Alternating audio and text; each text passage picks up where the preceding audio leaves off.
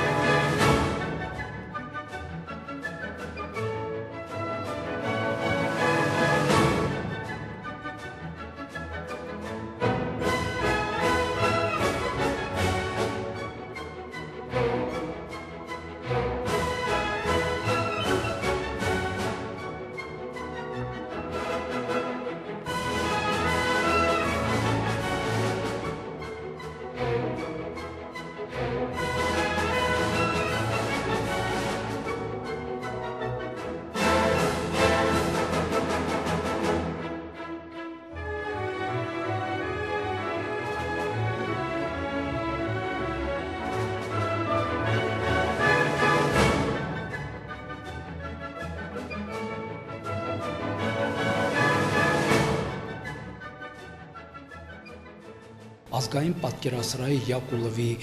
բոլոր աշխատանքները ներկայացվում են երկու հրաշալի ալբոմներով։ Սա սկիզբն է, որպեսզի մենք կարողանանք Յակուլովին ներկայացնել համաշխարհային չափանիշների մեջ։ Այդ մեծ նկարիչը, որը ռուսական այդ մեծ կայսրության ընթացքում կարողացել է դառնալ ավանգարդ արվեստի հիմնադիրներից մեկը, մենք այսօր պարտավոր ենք, որպեսզի Յակուլովին ներկայացնել աշխարհին։